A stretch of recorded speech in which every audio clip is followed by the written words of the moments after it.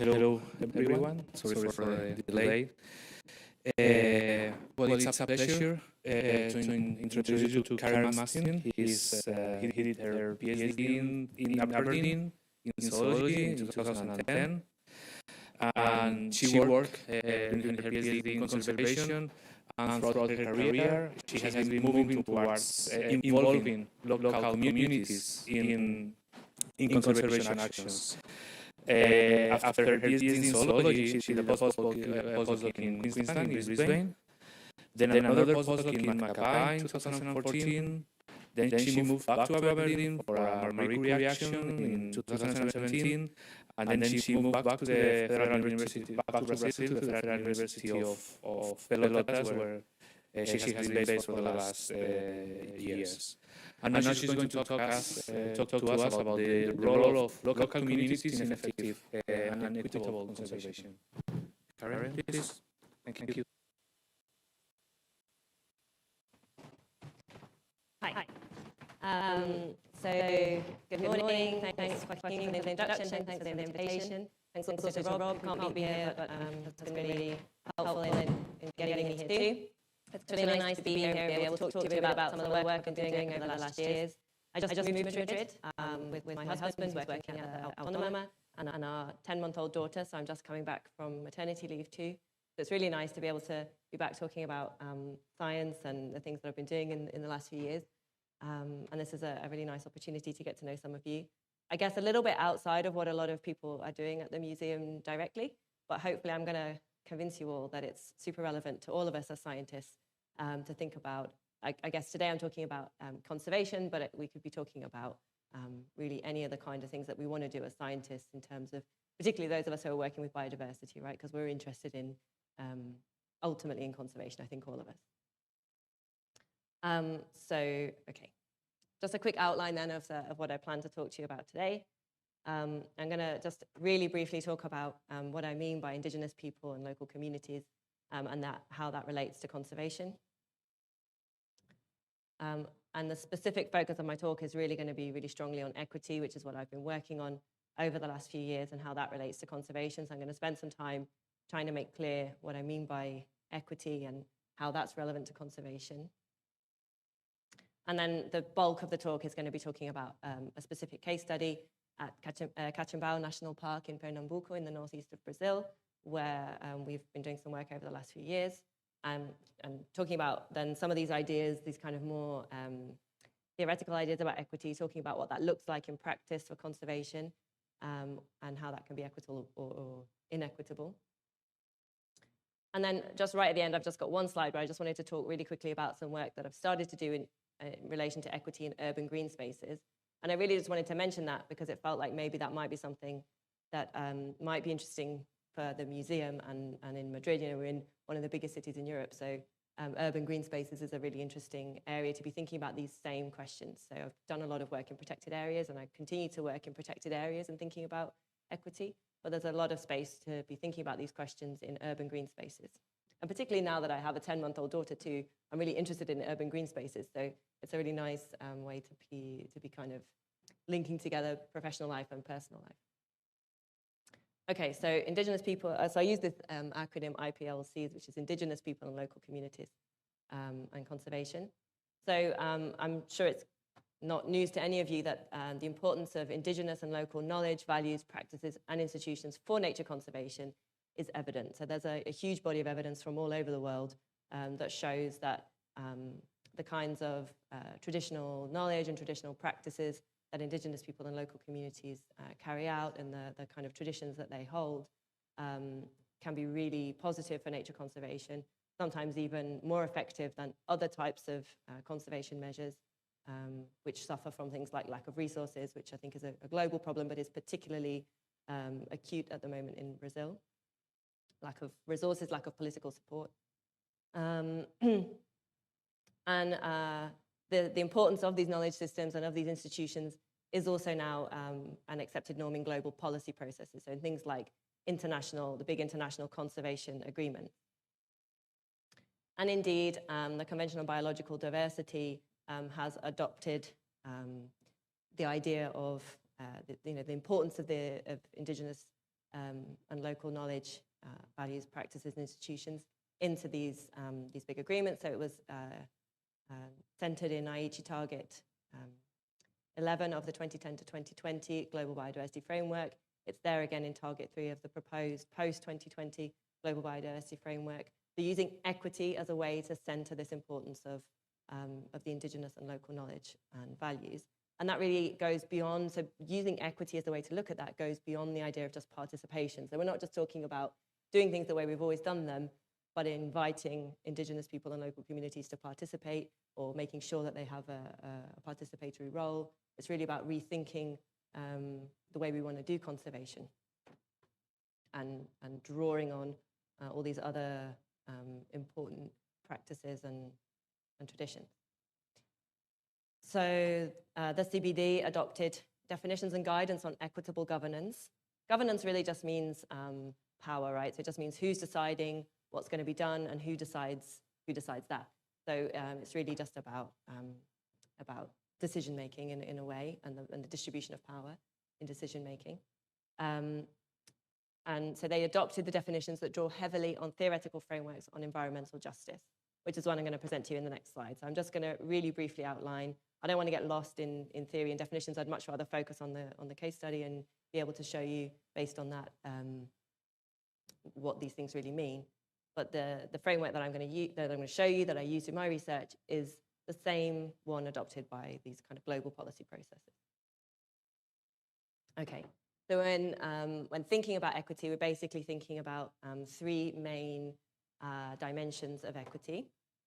So the first is distribution. I should, I guess, do a really basic definition of what we mean by equity or what's equitable. It basically just means what's fair, right? So what's fair or what's just. So if the word equity bothers you, you can just, every time I say it, change it for the word fair in your head, and that's fine. So when we're thinking about distributive equity, we're thinking about how the positive and negative impacts, in this case of conservation, because I'm specifically interested in equitable conservation, how positive and negative impacts are allocated between individuals and groups. So this tends to be the thing that's been most well studied and most well documented, because it's kind of easier to get our heads around, and they're things that we can maybe, to some extent, measure. So things like income from tourism. It's quite easy to, well, maybe it's not easy, but it's relatively easy to measure who's benefiting from that, who might lose out, or, well, any number of other things like that, but they're things that can be a little bit easier to measure and a little bit more tangible. So distribution is about these kind of distribution of costs and benefits. And then the procedural dimension is talking about how decisions are made and by whom.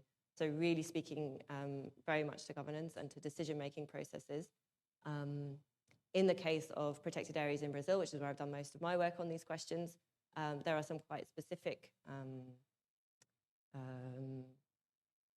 structures for these kind of decisions to be made, and for the ways in which indigenous people and local communities should be participating in these processes. Whether those work in practice or not depends, and that's a little bit what I'm going to talk about today. And that will be the case in any and all protected areas. I am, of course, European. I grew up in the UK, but it's been a long time since I've thought about protected areas in Europe. So it'll be nice to be back here and think a little bit about how these questions work in our protected areas, which are quite different than those in Latin America. And the last dimension is that of recognition, which I guess is in some ways the hardest one to get our heads around what that really means, and to think about how that might look in practice. But really, it's just talking about respect. So whether different rights, values, cultures, and interests are respected, and whether we're avoiding the dominance of some interests or some values over others. And again, here I'm really thinking about that in terms of conservation. So the way conservation is working, and whether those different rights, values, cultures, and interests are being respected. That's, of course, really interesting if I'm saying that indigenous value systems and indigenous and local communities' knowledge and conservation practices are important. Then we definitely, if we're thinking about effective conservation, we definitely want to also be respecting those institutions and kind of abrazando. Sometimes I can't think of the English words anymore. Those as well, so that we're getting the benefit of those for conservation. Okay, so what does all that look like in practice? That was a little bit of the kind of basic theory stuff. And now I'm going to talk about the case study in Cachimbao National Park. Before I do that, I just wanted to show you some nice pictures of Cachimbao National Park because it's a really lovely place in the northeast of Brazil. I'll show you a map on the next slide. So the park was designated in 2002, largely on the basis, of a number of aspects, which are both biodiversity related and I guess kind of, I don't know if you'd say geologically or archaeologically related. So these amazing kind of rock formations and gorges and all these kind of things. Big stretches of Caatinga, native Caatinga vegetation. So Caatinga is a biome that's restricted to Brazil. And so big, and has been greatly impacted by anthropogenic activities. So big swathes of at least relatively intact Caatinga vegetation. And also these cave paintings. So there's two different styles of cave paintings that are really important for the kind of tracing the history of occupation of that region. So lots of reasons to think about having a protected area in this region. So here's the map. So here's Brazil. Here's in, I guess, orangey color is the state of Pernambuco, and there's a little star or a triangle here that's showing the location of the national park. Cachimbao National Park has something like 62,000 hectares, which is like 620 kilometers squared. And it borders onto the Kapinawa indigenous territory. This is a recognized and demarcated indigenous territory, so also recognized as a protected area in Brazil. And there is some overlap between the lands that the indigenous Kapinawa claim as their own. So these are the 4 villages where we worked, and these 2 villages are indigenous villages, but they're outside the indigenous area and inside the park. So there's some kind of issues there as well about recognition of land rights and these kinds of things, and some issue between this idea of the park and the indigenous territory. Okay, so this is where we're talking about. Very, I realized I should give you a little bit of information about what it's like there. So it's, as you can probably see in the photo, it's very dry. It's a semi-arid region. And when we were working there, they'd just come out of 6 years of drought. So quite a difficult landscape to be living and working in when you're living in a kind of more subsistence lifestyle. So local people had a really tough time of it, independent of any of the kind of conservation-related stuff that I'm going to talk about. They've just been having a really tough time of it just because it had been really dry and crops had failed and those kind of things. Okay, so this was a project that was funded by the British Council via the Newton Institutional Links Fund, a collaboration between the University of Aberdeen, where I was at the time, and the Federal University of Pernambuco, among others. And as I said, the national park was established in 2002, but I think it's fair to say that it has operated as what's commonly known, I guess, as a paper park. So the park exists, but there's not really a lot of on-the-ground management going on. There's not a lot of resources available to really be making conservation happen there. So that has been a big issue, and it's something I'm going to talk about a lot because it has had a big impact on the communities in the area. And there are something like 500 families within the park area. And really important to make really clear that these are people who lived on that land long before the park was established. So this is not an invasion situation. We're not talking about an area that was defined and then people have come in. This is something that people have lived on this land for generations, have a really strong connection to the land. They can tell you stories about their grandparents and their great-grandparents and all these kind of things. So people who were living in the area, and the park was established in the area that they live.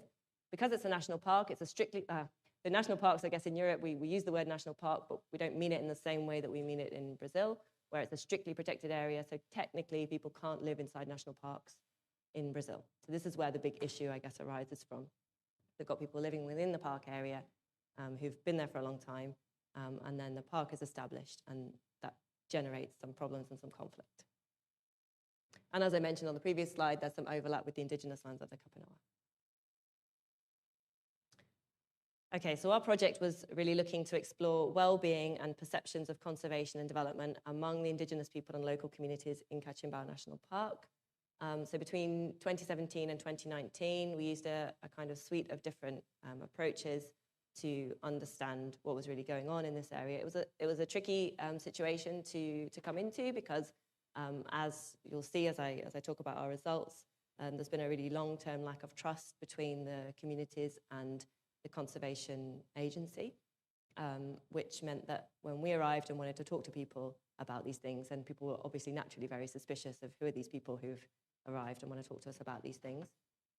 So we used a whole suite of different methodologies in 4 communities to kind of get at these issues. And then, because we wanted to be really clear with the communities, we wanted to be really open with them, and we wanted to make sure that that they understood that we definitely didn't have any kind of bad intentions with wanting to understand this. And we also wanted to make sure that we had understood what they really wanted to tell us about the way conservation was impacting their lives, along with other things that are going on in the region.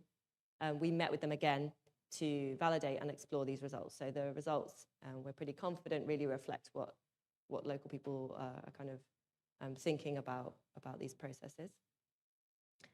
So these are some photos of us interacting and doing these kind of different approaches along the way. And then at the end, we facilitated a workshop, which is what you can see in this photo. Here's me, here's Gisela, who at the time was the park manager, and community members and other, these guys are from an important development NGO in the region. So facilitating this workshop that brought together members of these communities where we've been working, park staff and development practitioners, among others, some other scientists, experts, to then discuss the implications of what we'd found and think about possible future pathways.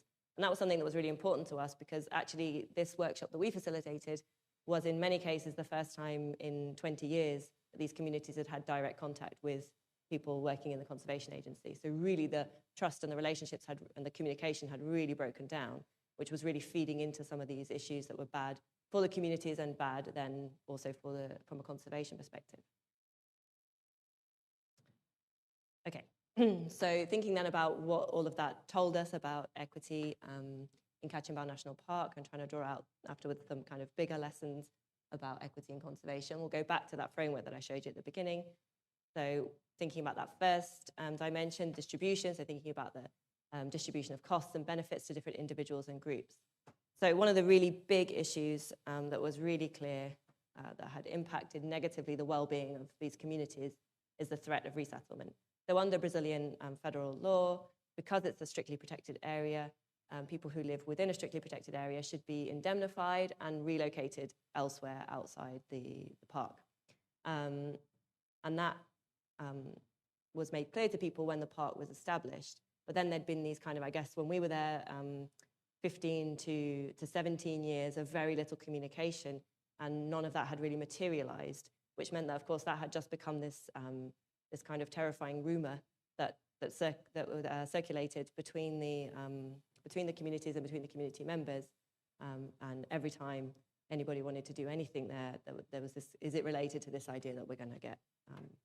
And even when we were first there, actually, people would be kind of showing us our land and showing us their land, and then it became clear that they weren't sure if we wanted to evaluate their land to see how much it was. It's a very, very difficult situation. That's really related to tenure security. So this idea of, am I going to be able to stay in this place that I've lived my whole life? You know, some of these people are 80 years old and they've lived there the whole life, and their grandparents lived there and their great-grandparents. So, so this idea of tenure security, which is further complicated by the fact that many people, because they've been on the land for a long time, don't have formal documentation of being owners of that land. So a really difficult situation in terms of, even if the funds are not, had not been made available to do this indemnification and removal, but even if the conservation agency wanted to do that, it would be really difficult for many of these families because they can't prove that the land is theirs. And then, anyway, government bureaucracy, as I'm sure you can imagine. So that's a really big issue in terms of a cost that is being imposed on these communities by the existence of the park, so by the creation of the park on the top of where they were already living. And then beyond that, really strong perceptions about restrictions that exist because of the existence of the park. And I say they're perceptions because that's what the community perceived, but most of them are they're not just perceptions, they're real restrictions that exist because of the existence of the park. So restrictions in relation to infrastructure improvements. So there had been some infrastructure improvements approved by the park over that period of time. So better roads, they're all dirt roads, but better roads, bringing in electricity to the region. There was a big government program under Lula that provided electricity to more remote rural communities, so they were able to get electricity. Big, huge improvement that made a really big difference to these communities is putting in wells for them to have access to water. So before, they took us to the places they would have to go to before in order to access water for washing, for drinking, everything. And talking about really long walks, climbing down into steep gorges, and then having to climb back up with water and with heavy, wet clothes. So being able to have those wells put in, which was done by Amigos do Bem, which is this development NGO that I mentioned that were present at the meeting too. So some infrastructure improvements have definitely happened over that time, but still a perception that there are restrictions related to other improvements that they would like to make in their communities that they perceive that are restricted by park authorities. Access to resources, so these are people who are used to living off the land, so access to non-timber forest products, and also timber. And then also restrictions in relation to the development support that they can get. So from Amigos do Bem, it's really difficult to overestimate the importance of Amigos do Bem in this region. They do a lot of even just basic support in terms of food baskets that keep people going, or kept people going during that whole period of drought when crops were not producing and these kind of things. And at that meeting that we had at the end of the project, it was interesting to see that the guys from Amigos do Bem were also really interested in whether they were able to provide additional support to these communities within the park. A lot of these people are still living, I didn't put a picture in, which is a shame. A lot of people are still living in taipa houses, which are houses made of mud and sticks. And these people would like to be able to rebuild and have a house that is, a brick house or made of that is less. Can't think of the word. We would like to have better houses, I guess. And the Amigos do Bem would also like to do that. So they have resources that they would like to be able to support these communities to do that. And it became clear at the workshop that it's a difficult thing because individual conservation managers are not necessarily against that.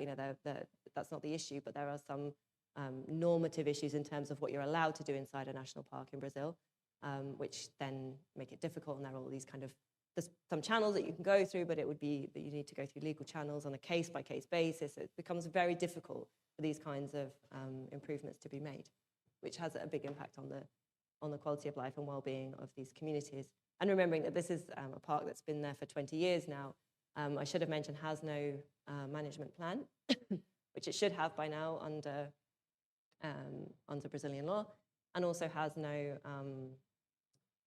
management council, which is another important structure that should be in place to guarantee good participation of the local communities and transparency in terms of what's going on in the park.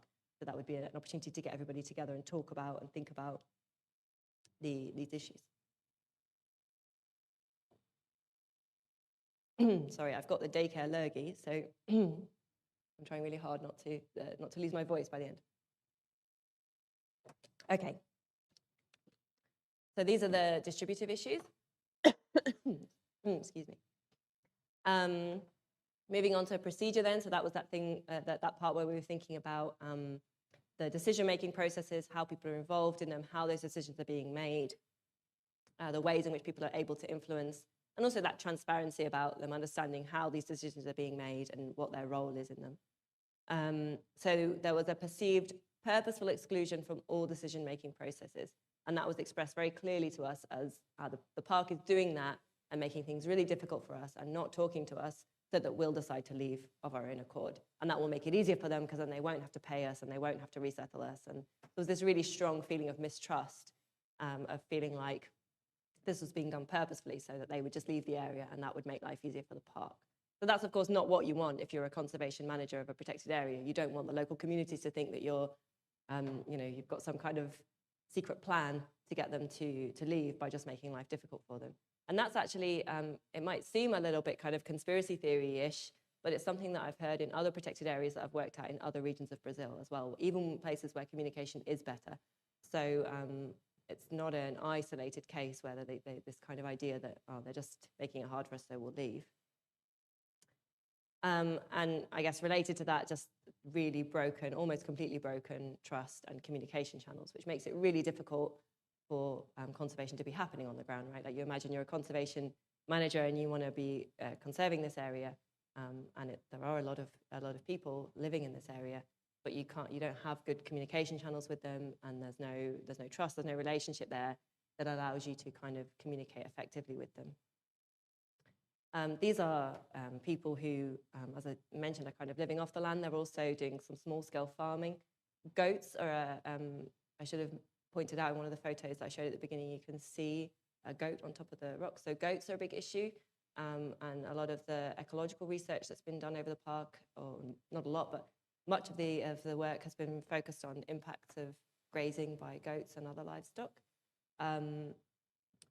The extent to which those goats really are a big issue or not, there's some interesting research on that. That's not my focus. I don't really want to go too deeply into it, but that's certainly, in terms of the narrative around the impacts of these people, their activities in terms of having these goats and using things off the land are kind of perceived to be negative for conservation.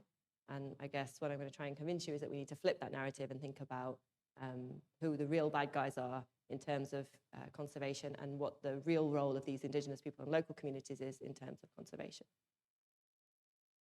And then finally, talking about the recognition dimension.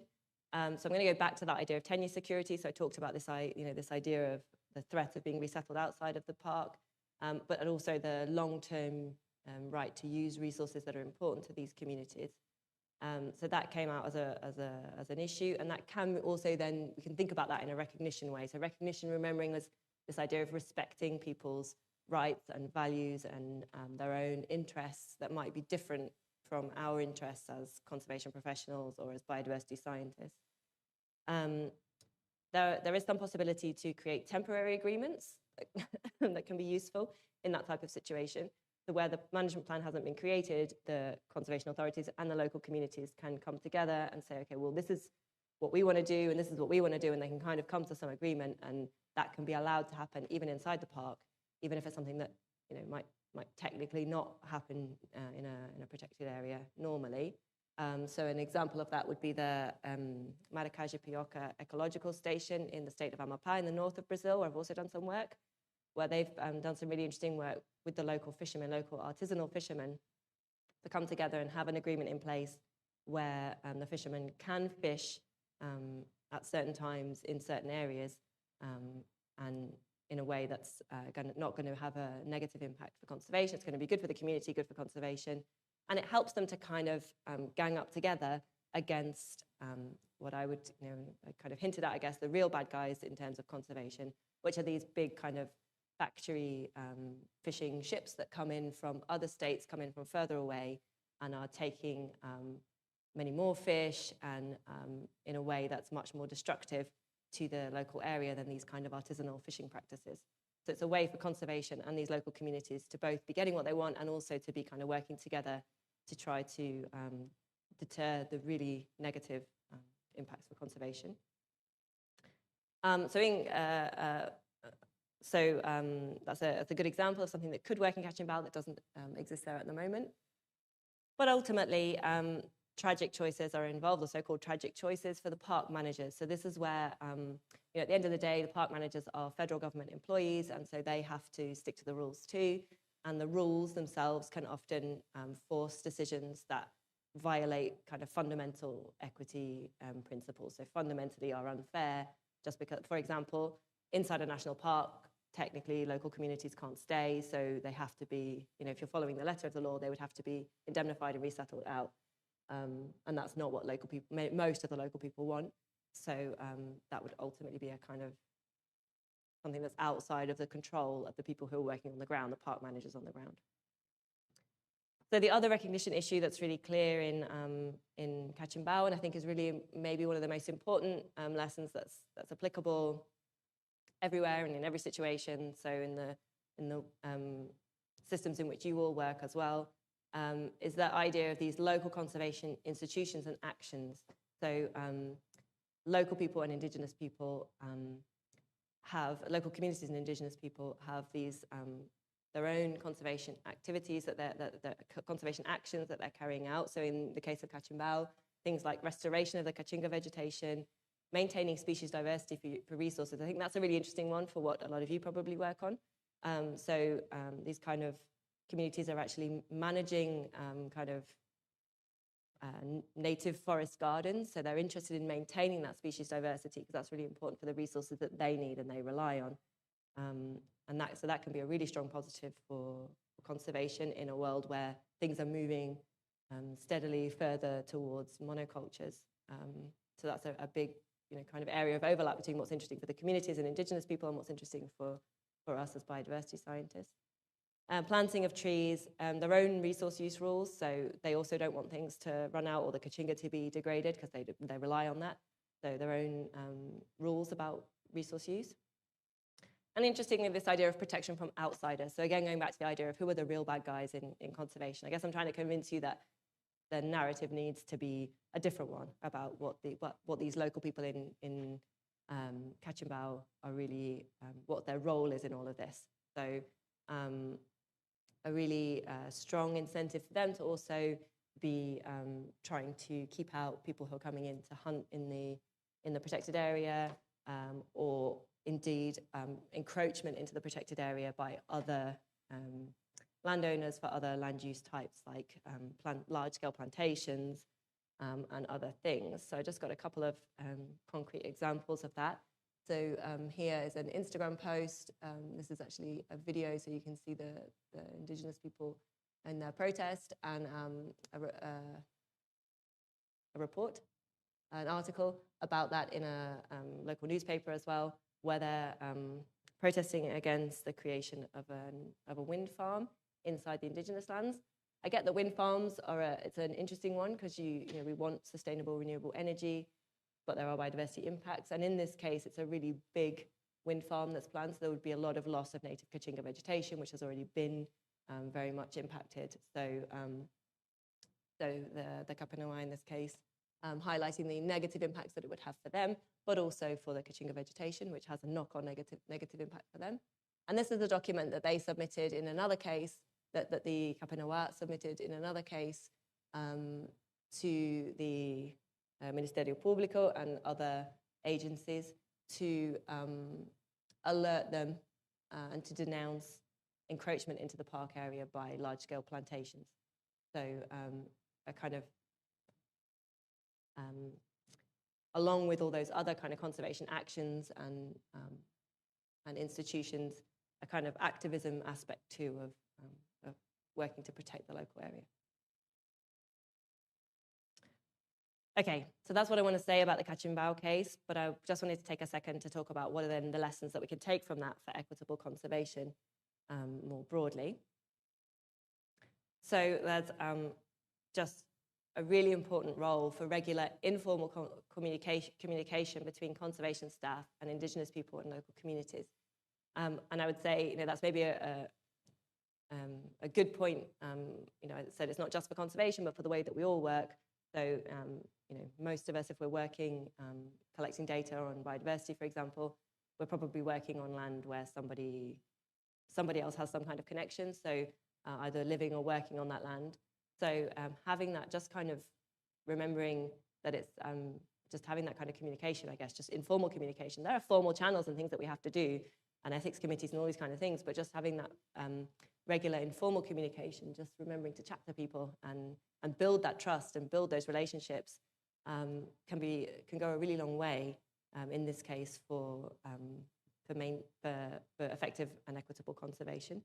And that helps to foment transparency, respect, and at the end of the day, relationships. So just at the end of the day, remembering that we're all human and we all have different interests and we all have different values, but we can find a way to communicate and to find good pathways that can benefit us all. Effective participation in decision-making processes is necessary but not sufficient. So of course, participation is really important, but there's this need to also think more broadly about, if I'm somebody who I don't have any tenure security, I'm being threatened that I'm going to be removed from my land and I can't use the resources in the way that I want to use them and I have used them over generations, then is my participation really particularly effective?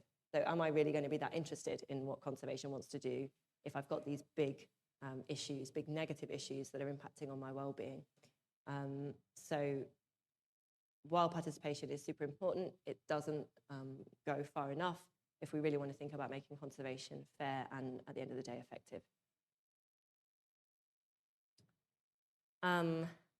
Equity is a subject, what's fair is subjective, right? If I ask you what's fair, if I ask any of you what's fair, I can guarantee that none of you will give me exactly the same response. If what's fair in any given situation depends on each of us. And it depends on our own values and on our experiences, and on, it also depends a lot on our own position within that situation, right? So if you've got all the power, then it might be quite easy to say, oh, this is fair. But if you don't have any of the power, then you might have a very different perspective over what is fair. So if we're thinking about equity as recognition, that third dimension, it's really important that what is fair or equitable is not solely defined by conservation agencies. And that's not to speak badly about conservation organizations and agencies. I'm a conservationist and a huge fan of conservation organizations. But it's important, if we're talking about being fair to local communities and Indigenous peoples, it's important that about the way we think about what's fair reflects what's really fair for all of those involved, and particularly those who traditionally have less power in those situations. And I guess beyond kind of documenting, so I've talked about a really specific local case study, which if we've done it in different areas, some of the things are common themes in different areas that I've worked in. But if you'd worked in different areas, different things would of course have come out. But one thing we do know is that many of the same equity issues arise over and over as conservation policy, right? Like we know, so for example, relocating people outside of strictly protected areas, that's not unique to Brazil, and it's not unique to 2022. That's something that's been going on for a very long time and globally. So there's a need to try and understand why these things have arisen over and over in order to avoid these tragic choices. So these are the situations that I mentioned where maybe conservation managers want to help local communities and Indigenous peoples, but there are some rules that you butt up against, and there's just no way around it because that's what's allowed in law, and ultimately that is unfair to these communities. And I guess finally, I just wanted to talk a little bit about changing narratives, which speaks a little bit to what I was saying about who's the bad guy in conservation.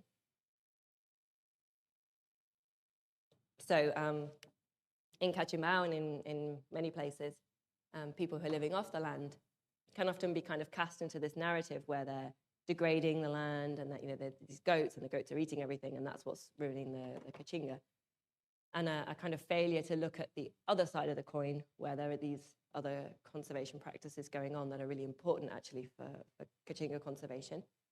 So you can kind of get stuck in these narratives, particularly in regions like this region of Brazil, where there's a very strong narrative outside of conservation, just a strong narrative in Brazil that these are people who are poor, who have a very low level of instruction, and who kind of need to be saved, I guess, or need to have a better life, and that somebody else is defining what that better life looks like. So there's a need to change that and to recognize really that Indigenous people and local communities can determine their own futures and shape pathways to sustainable development. They might not be the same pathways to sustainable development that scientists might come up with or policymakers might come up with, but they're perfectly capable of doing that, and that we can work together to kind of come up with shared pathways. And so it's really important that conservation organizations are recognizing and supporting these local institutions and conservation action. Okay, so just really briefly, this is the last slide, and it's going to be really quick. I just wanted to mention it because I appreciate that maybe talking about a protected area in the semi-arid area of northeast Brazil might seem really distant from what most of you are working on, not knowing what you're working on, but I guess it's probably not that. So I just wanted to mention some work that we've just started. I've got a master's student who's thinking about these issues of equity in urban green spaces, and we are working in Belém, which is in, so here's Brazil again, here's the state of Pará, and here is Belém, the capital of Pará, and here's a kind of zoomed in version so you can see the region we're working in, and here's some photos of urban green spaces in Belém. And because this is her master's dissertation, at the moment we're just really looking at the distribution of green spaces in the city and thinking about how that relates to socioeconomic and socio-demographic parameters in the different neighborhoods of Belém. Really important to think about planned and unplanned green spaces because, so I live right next to the Parque Central in Três Cantos, which is this amazing, green space that I can go to very happily and do lots of great things, and a brilliant space to have for my daughter. But, just living next to a big green space doesn't necessarily give you all of that if it's not a planned green space that's accessible. So we're thinking a little bit about these issues, and that's something we want to build on in coming years. It's been thought about in a lot of cities around the world, not so much in the Amazon. So there's some peculiarities about big Amazonian cities. So that's what made it interesting to us to work in Belém. Also because I'm a permanent member of faculty at in the postgraduate program in Amapá, which is the neighboring state up here. And my student is based there, so we're kind of close by. So that's something that I think might be interesting to explore here in Madrid, depending on some of the work that might be going on. Maybe some of you are working in urban green spaces in Madrid, and I think there's some potential to be thinking about these kinds of equity issues in terms of access to these green spaces. Not knowing very much about Madrid yet, because I haven't been here very long, but I'd be really happy to chat about that if it's something that's interesting to people.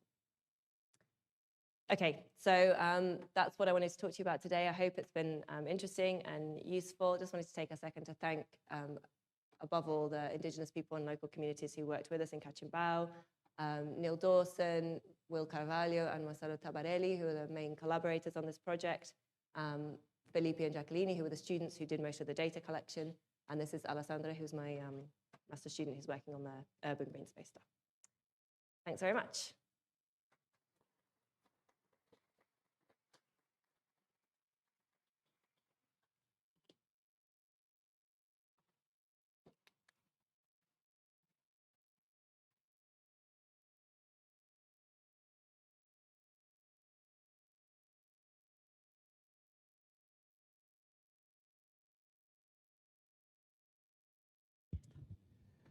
Thank you, Karen.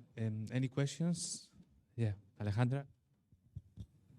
Hi, I also work on conservation, but mostly of the species in the north of Spain, the brown bear.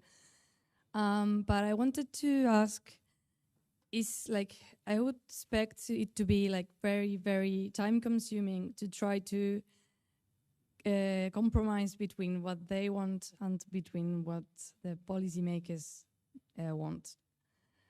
Do you think it's achievable? That's a really good question. I think that a lot of things are achievable. So I think there's, I usually say we have to dream big, right? I think we have to dream big. I think there are some underlying systemic changes that are necessary in the way we do conservation, not just in the way we do conservation, actually. I think there's in the way we are as a society, right? If we think about, a lot of these issues exist because of because of capitalist society and the way we think about land and the way we think about ownership of land and the way we think about resources and these power dynamics. So there's a lot of things that are impossible for park managers, for example, or even policymakers, maybe not so much policymakers, but certainly for park managers to be addressing because of these, what I would call the normative aspects. So these kind of social constructs that affect us all in all of our daily lives. I guess it's a little bit like the way we think, we tell people that they should use less plastic, and we should use less plastic, but also we need good public policy that makes it easy for us to use less plastic. So that's something that's really noticeable for me coming here to Madrid, having lived the last few years in Brazil. Suddenly it's really easy for me to use less plastic and to recycle and all these things that can be quite difficult if you don't have good public policy in place. So I think there are some things that are really difficult. I think there are some things that are super easy. Well, easy is not the word. They're very achievable. But they require us to change our mindset. So the communication thing, for example, that was something that was really clear in Cachimbao, that just not having had good communication for 20 years, had a lot of problems had arisen or had deepened, conflicts had deepened or problems had arisen that would not be there if there was just more open communication channels. And I see that in some of the other places I've worked in Amapá, for example, where there is better communication. And the communities will even say to you, they're quite aware of it. They'll say, oh, well, it's not... this, they'll name the park manager and say it's not this person's fault because, he can't do anything about it. It's ICMBio in Brasilia. So, it's the kind of central thing that's the problem. So the communities are quite aware of that, where there's this good communication, they understand what are the limits of what park managers can do. So I think there's a lot that can be done,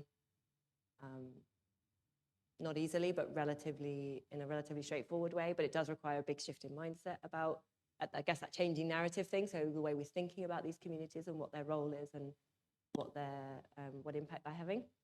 And a lot of things that are much trickier and rely on or need systemic change that I don't know if I'll see in my lifetime. I would like to, but I don't know. Yeah. Okay. And something else, I believe that science is the base on which to make this management of the landscape. But I feel like from my own experience, that it's really hard to talk to policymakers from science, but also to local communities, because they don't. Well, I've been told that you don't know what's happening here because you don't live here. So that's a common thing they say. And that's also making it hard for them to speak to themselves. So local communities and the policymakers. But what I wanted to say is do you think it's possible to make locals aware of what are the impacts on the landscape so they can narrow the liberty, the way they do things, so we can sell them how to, it's gonna improve for them their way to live? I'm really glad you asked me that question because I'm super passionate about this, and I hadn't thought about incorporating it into the talk. So I think I agree completely. I'm a natural, I trained as a natural scientist, so I'm not saying we should just do what all the communities want and not think about, and not do any science and think about what the impacts are. And it's really important that we have good science underpinning that. One thing we're not taught and trained as natural scientists is to reflect on our own role and our own subjectivity in science. We're kind of trained that natural science is objective, but it's actually not objective, because the question that we ask and the way that we go about measuring things are subjective. We've chosen those things, and most of the time when you go out into the field, you have some idea what you're going to find, right? You're not usually just going out going, oh, I wonder what it's like over here. You've got some kind of specific question that you're asking. And that means that there is some bias there. There is some subjectivity. So in the social sciences, that's really important because you're obviously going to go and interview someone. So you have to be really aware of your own implicit bias and your own role as the data collection instrument, so that you're not, or at least if you are biasing it, you know the ways in which you're biasing what people are telling you. But we don't do that in the natural sciences, and we just think, oh, no, but that's the way you measure this, and that, so that's the right answer. But the types of questions we ask could be different. So we could, and what I'm a really passionate advocate of, I've got a PhD student who's working on this at the moment in Amapá as well, is participatory research. So, and not just kind of, oh, I've got my question and I want to do this, so I'm going to go to the local community and get them to help me collect data, but to really go, okay, I've got some questions that I'm interested in, but before I plan my data collection, I'm going to go and talk to these communities and see what they're interested in, see what their questions are, and think about formulating research questions that reflect my own interests, but also reflect the interests of these communities and the knowledge that they have and the way that they perceive things. So they're kind of saying to you, oh, you don't know what it's like because you're not here. But if we went before, and I appreciate there's a whole host of issues around that, like funding to go and do these things. I'm not naive in the sense. Again, I'm talking about big shifts in the way we think about science, and it speaks a lot to decolonizing conservation and decolonizing science, right, as well, to really rethink the way we're doing this. There's not only one way to do science, and we could do it differently, but that would require funding agencies to fund us to be able to go do this part first as well, and all these kind of things. So it's a really important question, and I agree that we need to have good science underpinning these things. We need to have better relationships with communities and with policymakers, and that requires, I think, a much more participatory approach to doing research. Okay, thanks. You were really interesting. Thank you. Thank you. Thank you, Alejandra. Any more questions? I've got one. Well, thanks a lot for providing this theoretically based talk, because sometimes when we see talks about conservation, we go directly straight into the issues, but we don't think about the theory that's behind the theory of equity or fairness. Okay, so that's and I see you can apply it in in many places. So this is something about distribution and recognition, and it's something that is done because it's, as far as I understand, as I understood, in Catimbau, the managers, park managers, live outside the park. There's no, I mean, it's people from the outside that come into the inside, and you've got the local communities there, which are indigenous in 2 cases, that live there, survive there, but have no retribution from the park, isn't it? Did someone at any time think about including them into the conservation? Because what I saw is that they do a lot of, or they claim they do a lot of conservation actions of recovering the Caatinga and treating that are not recognized by the park. They don't receive the recognition. Did somebody think about hiring them or involving them as part of the managers or something like that? Yeah, so yeah, that's a really good question. So the original park manager, who had been there since the park was established, does live in Catimbau village, which is right on the edge of the park. But he's just a really passionate guy who'd been really passionate about the establishment of the park and had some conflict and some issues with some of those communities over a long period of time. So somebody else had been brought in to act as a park manager, Gisela, who was in the photo that I mentioned, where we had the workshop, who lived in Recife. So was living quite a way away from the park. So that's a definite issue. There has been some like recruitment of people to act as kind of park guards and also tourism guides. So that's been a big thing. But most of those people, again, are not from those communities that are actually inside the park. So there's Catimbau village, which is right on the edge of the park, and most of those people are from the village. Many of them actually are from those communities and have moved into the village. So there has been a little bit of that, but that has, to some extent, fed into a little bit of resentment in some of the communities, because it's like, well, I live in, those guys are in Catimbau, and they can already do whatever they want in Catimbau, and I live inside the park. And I actually know this area, it's 62,000 hectares, so it's a big area. So, this bit here I know really well. And the tourism guides bring people and, boss them in and show them around. But I could show them much better and tell them much more about this land. So there's some kind of distribution issues in terms of the individuals that are involved in that.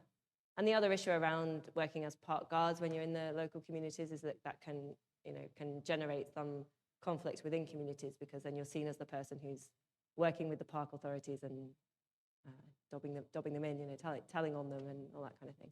But it's, I think it's an important instrument as part of a broader thing where trying to work with those existing institutions, particularly in the indigenous villages where there's already a really strong, and actually communication had improved a lot with the indigenous villages compared with the non-indigenous villages, partly because they've got these kind of social structures, their own management councils and their own kind of way of